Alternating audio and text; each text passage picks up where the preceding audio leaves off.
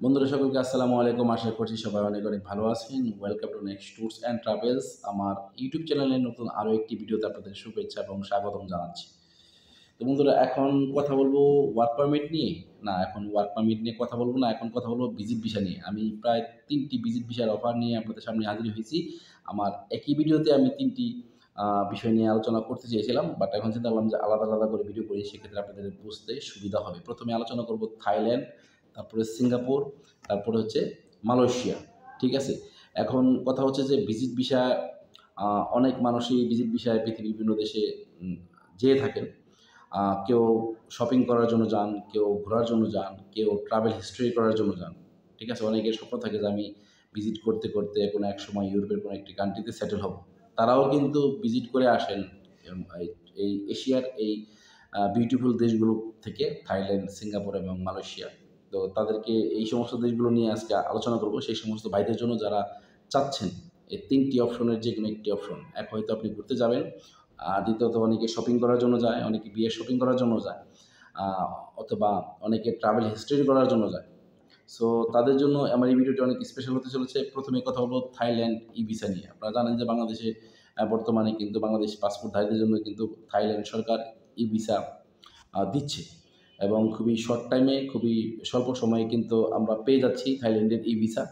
১ম এ আমি আলোচনা করব যে থাইল্যান্ডের ই-ভিসা পেতে আপনার কী ধরনের ডকুমেন্টস লাগতে পারে এবং লাগবে এবং আপনি কিভাবে এপ্লাই করলে আপনি থাইল্যান্ডের ভিসা পেতে পারেন। আর আপনার ডকুমেন্টস যদি ঠিকঠাক থাকে তাহলে থাইল্যান্ডের ই-ভিসা আপনি পেয়ে যাবেন, সমস্যা নেই। আপনি আগে মিলিয়ে নেন। আমি বলে দিব যে এই সমস্ত ডকুমেন্টস আপনার কাছে আছে কিনা বা আদার্স কোনো সাপোর্ট লাগলে তো আমরা অবশ্যই হেল্প করব। Visit visa not only Thailand, Singapore, Malaysia, others যেকোনো কান্ট্রির ভিজিট ভিসার জন্য কিন্তু আপনারা সরাসরি আমাদের অফিস নেক্সট ট্যুরস অ্যান্ড ট্রাভেলসের সাথে যোগাযোগ করতে পারেন। চলুন তাহলে শুরু করে দিই। থাইল্যান্ডের ই-ভিসার জন্য আমাদের কী ধরনের ডকুমেন্টস লাগবে এটা অবশ্যই একটি গুরুত্বপূর্ণ বিষয়। কারণ আপনি আবেদন করলেই তো হবে না।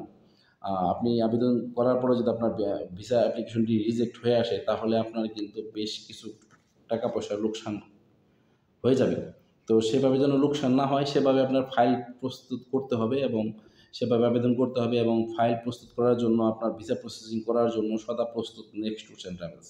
ঠিক আছে? চলুন তাহলে শুরু করে দিই। ১ম এই আপনার লাগবে হচ্ছে পাসপোর্ট। আপনার যেকোনো দেশের ভিসা পেতে হলে ১ম এই যে জিনিসটা সবার আগে দরকার পড়ে সেটা হচ্ছে পাসপোর্ট এবং আপনারা জানেন যে যেকোনো দেশের ভিসা পেতে হলে আপনার পাসপোর্টের মেয়াদ মিনিমাম ৬ মাস থাকতে হয়। এক্ষেত্রে আমি বলব যে এক্ষেত্রে থাইল্যান্ডের ভিসা পেতে মিনিমাম আপনার পাসপোর্টের মেয়াদ থাকতে হবে মিনিমাম ৭ মাসেরও উপরে। ঠিক আছে? বুঝতে পারছেন? থাইল্যান্ডের ই-ভিসা পেতে হলে। ১ম হচ্ছে পাসপোর্ট, দেন হচ্ছে আপনার ফটো, পাসপোর্ট সাইজ ফটো, সাদা ব্যাকগ্রাউন্ড অবশ্যই সাদা ব্যাকগ্রাউন্ডের রিসেন্টলি তোলা ছবি দিবেন। সাদা ব্যাকগ্রাউন্ডের রিসেন্টলি তোলা ছবি দিবেন এবং যেকোনো স্টুডিওতে গেলে তাদেরকে বললেই হবে যে থাইল্যান্ড এম্বাসি সাইজ ছবি দেওয়ার জন্য। তাহলে তারা সেই সাইজের ছবি তৈরি করে দেবে। আদারওয়াইজ আমরা তো আছি আপনাদেরকে হেল্প করার জন্য। আপনারা যখন ফাইল প্রসেসিং করবেন আমরা অবশ্যই এক্ষেত্রে আপনাদেরকে সাপোর্ট দেব, সমস্যা নেই।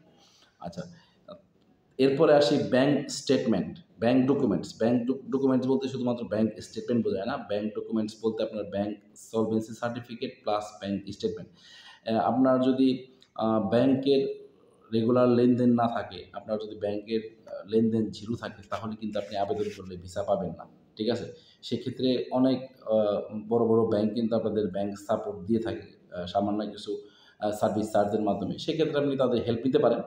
ঠিক আছে? তাহলে আর যেকোনো সমস্যার জন্য তো আমরা অবশ্যই আপনাদের পাশেই আছি। তাহলে থাইল্যান্ডে ভিসার জন্য ১ম এ আপনার দরকার পড়বে পাসপোর্ট, তারপর হচ্ছে আপনার ব্যাংক ডকুমেন্টস। ব্যাংক ডকুমেন্টস ১ম হচ্ছে আপনার ব্যাংক লাস্ট ৬ মাসের ব্যাংক স্টেটমেন্ট। দ্বিতীয় হচ্ছে আপনার ব্যাংক সলভেন্সি সার্টিফিকেট। এটা আপনারা অবশ্যই জানেন যারা ভ্রমণ বিষয়ে পৃথিবীর বিভিন্ন দেশে যান বা ইচ্ছা করছেন। আপনারা অবশ্যই জানেন মিনিমাম একটা মোটামুটি একটা অ্যামাউন্ট কিন্তু দেখাতে হয়। আমার ভিডিওর কোনো একটি ভিডিওতে কিন্তু আমি পরবর্তী সময়ে এটা নিয়ে আলোচনা করব যে কি পরিমাণ আপনার ব্যাংক সলভেন্সি থাকতে হবে যদি আপনি থাইল্যান্ডের ভিসার জন্য আবেদন করেন। অবশ্যই আপনি ধরে রাখেন মিনিমাম আপনার ২-৪ লক্ষ টাকার তো অবশ্যই আপনার একটা অ্যামাউন্ট দেখাতে হবে থাইল্যান্ডের ভিসার জন্য। ঠিক আছে? তারপরে আসি। এরপরের ডকুমেন্টস হচ্ছে আপনার বাসার বিদ্যুৎ, গ্যাস অথবা কারেন্ট বিলের কপি। আচ্ছা সরি, বিদ্যুৎ, গ্যাস অথবা পানির বিলের copy. Utility bill copy. Utility bill copy বলতে আপনার বিদ্যুৎ বিল অথবা গ্যাস বিল অথবা পানির বিলের কপি, যেটার মধ্যে আপনার হোম অ্যাড্রেস দেওয়া থাকবে বা হোম অ্যাড্রেসের নামে রেজিস্ট্রেশন করা থাকবে। তো এটা খুবই ইজিলি একটা ডকুমেন্টস। আপনি চাইলে আপনার বাসার বিদ্যুৎ বিল বা গ্যাস বিল অথবা পানির বিলের কপি একটা নিয়ে নিতে পারেন। ঠিক আছে? এরপরে আসি ম্যারেজ সার্টিফিকেট। ম্যারেজ সার্টিফিকেট যেটা যারা বিবাহিত আছেন তাদের জন্য এটা প্রযোজ্য, যারা অবিবাহিত আছেন তাদের জন্য ম্যারেজ সার্টিফিকেট প্রযোজ্য হবে না। তো এক্ষেত্রে আপনার কথা হচ্ছে যে আপনার পাসপোর্টে যদি আপনার অনেকে দেখা গেছে যে ফ্যামিলি ভিসার জন্য আবেদন করেন, সেক্ষেত্রে কিন্তু এটা দরকার পড়বে। যদি আপনাদের বিয়ের যে ব্যাপারটা অথবা আপনাদের যদি সন্তানাদি থাকে তাদের যে ব্যাপারটা, ঠিক আছে? যদি পাসপোর্টে আপডেট না করা থাকে, অনেকে দেখা গেছে যে ১০ বছর আগে পাসপোর্ট বানিয়েছেন, ম্যারিটাল স্ট্যাটাস আপনার সেখানে দেওয়া ছিল সিঙ্গেল। সো যদি এই অবস্থা থাকে বাট বর্তমানে আপনি বিয়ে করেছেন, আপনার ফ্যামিলি আছে এবং আপনি ফ্যামিলি সহ থাইল্যান্ডে যেতে যাচ্ছেন, সেক্ষেত্রে কিন্তু আপনার অবশ্যই ম্যারেজ সার্টিফিকেট লাগবে। সো এটা আপনি মাথায় ধরে রাখেন যে ম্যারেজ সার্টিফিকেট অবশ্যই লাগবে যদি আপনি ফ্যামিলি সহ আবেদন করতে চান। আচ্ছা, তার পরবর্তী ডকুমেন্টসে আসি, যে পরবর্তী ডকুমেন্টস আমি প্রায় দীর্ঘ সময় ধরে ডিটেইলস লিখে রেখেছি আপনাদেরকে, যেন আমি সুন্দরভাবে বুঝিয়ে বলতে পারি। আর আমি প্রথমেই বলে দিয়েছি যে থাইল্যান্ডে ভিসার জন্য কারা আবেদন করে, কিভাবে আবেদন করে সেটা আমি বলে দিচ্ছি যে কাদের জন্য আসলে থাইল্যান্ডের ভিসাটা প্রযোজ্য হয়। মানুষ ৩ ধরনের কাজের জন্য যায়, এছাড়াও অনেকে মেডিকেলের জন্যও যায়। কিন্তু আপনার আবেদন করার জন্য মেডিকেল ভিসার জন্য যদি আবেদন করেন, সেক্ষেত্রে কিন্তু আপনার ডকুমেন্টসে কিছুটা পার্থক্য রয়েছে। সেটা নিয়েও পরবর্তী সময়ে আলোচনা করব, সমস্যা নেই। আচ্ছা, আমি যে কথাগুলো বললাম যে ডকুমেন্টসগুলো লাগবে, সেটা কিন্তু আপনারা অবশ্যই মনোযোগ সহকারে শুনবেন। যদি ভুলে যান সমস্যা নেই, ভিডিওটি আবার টেনে আবার দেখতে পারেন, প্রবলেম নেই। ঠিক আছে? এখন আসি থাইল্যান্ডে ভিসার জন্য যদি কোনো চাকরিজীবী আবেদন করে, সেক্ষেত্রে তার কী ধরনের ডকুমেন্টস দিতে হবে সেটা আলোচনা করব। যদি ব্যবসায়ীরা আবেদন করে, তারা কী ধরনের ডকুমেন্টস দিবে, বা স্টুডেন্টরা বা আদার্স যারা আছেন তারা যদি আবেদন করে, সেক্ষেত্রে তারা কী ধরনের ডকুমেন্টস দিতে হবে। প্রথমে বলি যে যারা চাকরিজীবী আছেন, যারা গভর্নমেন্ট সার্ভিস করেন অথবা প্রাইভেট কোম্পানিতে সার্ভিস করেন, তাদের জন্য কী লাগবে সেটা আমি বলে দিচ্ছি। আচ্ছা, চাকরিজীবীদের জন্য প্রথম লাগবে হচ্ছে তাদের ভিজিটিং কার্ড, অফিসের আইডি কার্ড, তাদের স্যালারি সার্টিফিকেট। অবশ্যই একটা ভালো পরিমাণের স্যালারি থাকতে হবে। যদি আমরা ১০-১২ হাজার টাকার একটা স্যালারি সার্টিফিকেট থাকে, তাহলে কিন্তু এম্বাসি গ্রান্টেড হবে না। যদি এম্বাসি সবসময় খেয়াল করবে যে আপনার অর্থনৈতিক অবস্থান কেমন, আপনার পারিবারিক অবস্থান কেমন, আপনি যে কোম্পানিতে অবস্থানরত আছেন, আপনার প্রফেশনাল অবস্থান কেমন, তার উপরেই কিন্তু ডিপেন্ড করে তারা আপনাকে ভিজিট ভিসা দেবে। ভিজিট ভিসা মানে হচ্ছে সে দেশে ঘোরার জন্য যাওয়া, বেড়ানোর জন্য যাওয়া, সেখানে কিন্তু থাকার জন্য না অথবা কাজ করার জন্য না। এই জিনিসটা মাথায় রাখবেন। তাহলে বিশেষ করে যারা চাকরিজীবী আছেন, যারা চাকরি করেন বিভিন্ন সেক্টরে, গভর্নমেন্ট সরকারি চাকরি অথবা আপনার বেসরকারি প্রতিষ্ঠানে চাকরি করেন, তাদের জন্য ডিফারেন্ট কিন্তু ডকুমেন্টসের আপনার রিকোয়ারমেন্ট রয়েছে। সো এই জিনিসগুলো অবশ্যই মাথায় রাখবেন। তাহলে যারা চাকরিজীবী আছেন, আমি আবার বলে দিচ্ছি, আপনার visiting card, office ID card, আপনার স্যালারি সার্টিফিকেট, লাস্ট ৩ মাসের পে স্লিপ, আপনি যে স্যালারি পেয়ে থাকেন তার লাস্ট ৩ মাসের স্লিপ প্রদান করবেন, এবং এনওসি সার্টিফিকেট, যেটাকে আমরা নো অবজেকশন সার্টিফিকেট নামে চিনি। আপনার কোম্পানির পক্ষ থেকে একটি এনওসি সার্টিফিকেট আপনাকে ইস্যু করতে হবে যদি আপনি থাইল্যান্ডের ভিসার জন্য আবেদন করতে চান। এটা হচ্ছে যারা চাকরি করেন তাদের জন্য। আর যারা চাকরি করে তাদের জন্য একটু ডকুমেন্টস বেশি লাগবে, স্বাভাবিক। দ্বিতীয় হচ্ছে যে আপনার ব্যবসায়ী যারা আছেন তারা যারা থাইল্যান্ডে ভিসার জন্য আবেদন করেন, তাদের জন্য কী লাগবে সেটা আমি বলে দিচ্ছি। তাদের প্রথম হচ্ছে তাদের ট্রেড লাইসেন্স। তার যে নিজস্ব ব্যবসা প্রতিষ্ঠান রয়েছে, আপনারা জানেন প্রত্যেকেই কিন্তু ব্যবসা করার জন্য ট্রেড লাইসেন্সের প্রয়োজন হয়। যারা ব্যবসা করেন তাদের জন্য ট্রেড লাইসেন্সের দরকার পড়বে।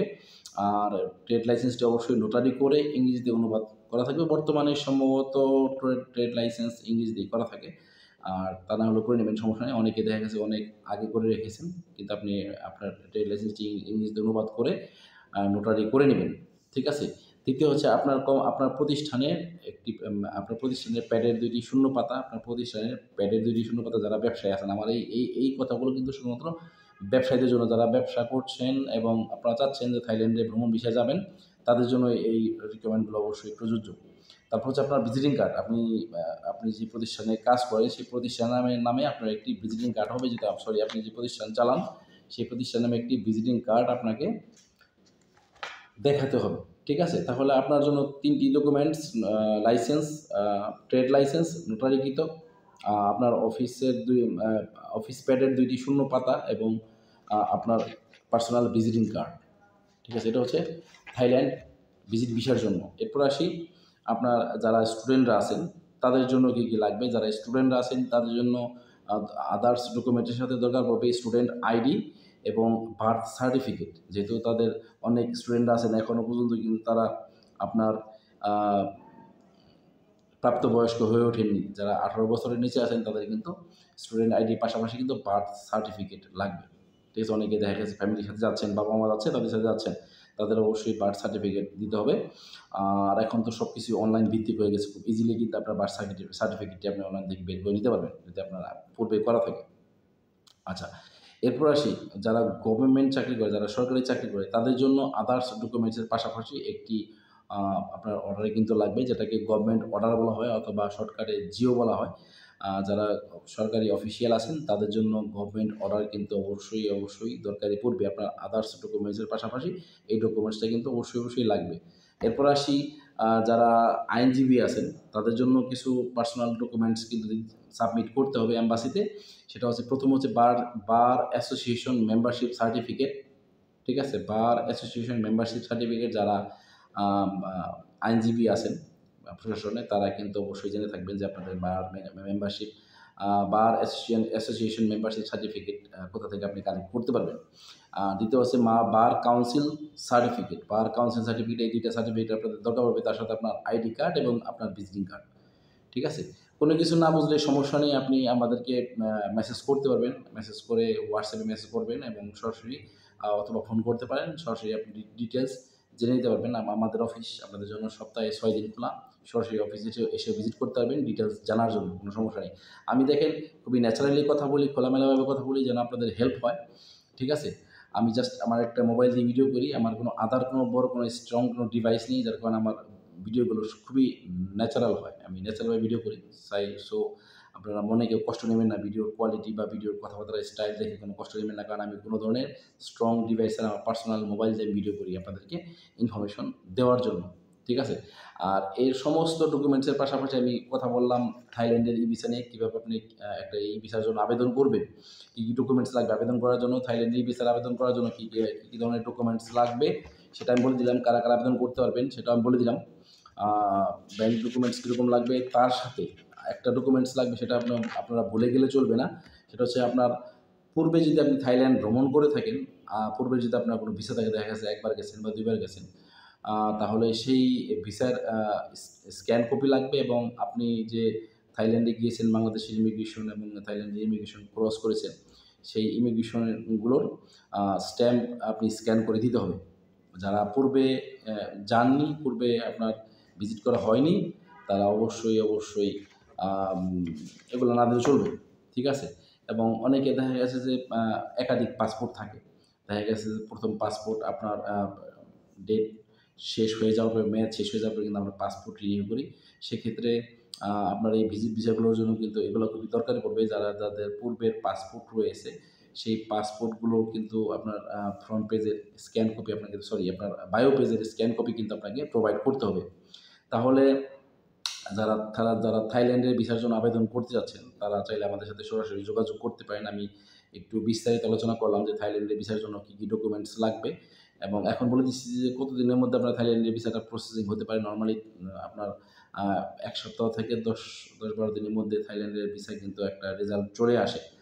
আপনার ডকুমেন্ট যদি সব কিছু 100% প্রপার থাকে তাহলেই কিন্তু আপনি তাদের কাছ থেকে ভিসা পেয়ে যাবেন। থাইল্যান্ডের ই ভিসার জন্য আপনাকে এম্বাসিতে যেতে হবে না। সম্পূর্ণ অনলাইনের মাধ্যমে কিন্তু আপনার অ্যাপ্লিকেশনটি প্রসেস হয়ে যাবে। আপনার online application, payment, in total details সব কিছু কিন্তু অনলাইনের মাধ্যমে হবে। সো আপনাকে আর কষ্ট করে পাসপোর্ট নিয়ে এম্বাসিতে যেতে হবে না। আপনি আমাদের কাছে ডকুমেন্টস পাঠিয়ে দিবেন, আমরা অ্যাপ্লিকেশন করব, আমরাই আপনাকে রেজাল্ট দিব। রেজাল্ট দেবো বলতে আপনার এম্বাসি থেকে রেজাল্ট আসার পরেই আমি আপনাকে জানিয়ে দেবো, এবং আপনার ভিসা যদি সম্পূর্ণ সঠিকভাবে সাকসেসফুলি আমরা রিসিভ করি সেক্ষেত্রে আপনার সাথেই কিন্তু আপনি আপনার হোয়াটসঅ্যাপে ভিসাটি পেয়ে যাবেন। আপনি চাইলে আমাদের কাছ থেকেও প্রিন্ট কপি নিতে পারেন, আপনি চাইলে আপনি পার্সোনালি প্রিন্ট করে নিয়ে নিতে পারেন।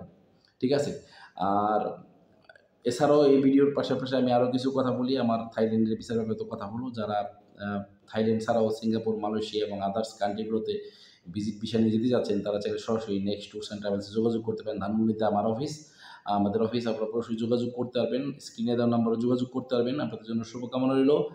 আর দেরি না করে অবশ্যই যোগাযোগ করবেন। আরও দ্বিতীয় বলে দেই যে আমার ভিডিওর শেষে অংশে একটি গুরুত্বপূর্ণ কথা বলে দেই। সেটা হচ্ছে যে নট অনলি থাইল্যান্ড, যারা ইউরোপের দেশগুলোতে যেতে যাচ্ছেন, তারা চাইলে সরাসরি আমাদের সাথে যোগাযোগ করতে পারেন। আ আমার কাছে আ একটা ভালো মাধ্যম হচ্ছে যে ভিজিট ভিসা করে যদি আপনি আপনার পাসপোর্টটাকে বা একটা স্ট্রং ট্রাভেল হিস্ট্রিতে পরিণত করতে পারেন, তাহলে কিন্তু পরবর্তী সময়ে কিন্তু আপনি সাকসেসফুলি একটি সেনজেন কান্ট্রিতে ভিজিট ভিসা নিয়ে যেতে পারেন। অনেকে দেখা গেছে যে ২ বছর, ৪ বছর, ৫ বছর ইউরোপের ওয়ার্ক পারমিটের ব্যাপারে ঘুরতে ফিরতে কিন্তু আপনারা টায়ার্ড হয়ে গেছেন। কারণ ইউরোপের ওয়ার্ক পারমিট ভিসাগুলো কিন্তু আপনার প্রসেসিং টাইমটা অনেক যদিও লম্বা হয় এবং আপনার অনেকেই কিন্তু এই ইউরোপের ওয়ার্ক পারমিটের ব্যাপারে বিভিন্নভাবে প্রতারিতও হয়। বিভিন্ন এজেন্সি থেকে প্রতারিত হয়, বিভিন্ন মানুষের দ্বারা প্রতারিত হয়। তো সেক্ষেত্রে বেশ কিছু অপশন রয়েছে যদি আপনার আ ভালো কোনো কমার্শিয়াল অবস্থান থাকে, তাহলে কিন্তু আপনি চাইলে এই ট্যুরিস্ট ভিসার মাধ্যমে কিন্তু আপনি আপনার সেনজেন ভিসাটি প্রসেসিং করে নিতে পারেন। সেটার ব্যাপারেও ইনশাআল্লাহ পরবর্তীতে ভিডিও করব।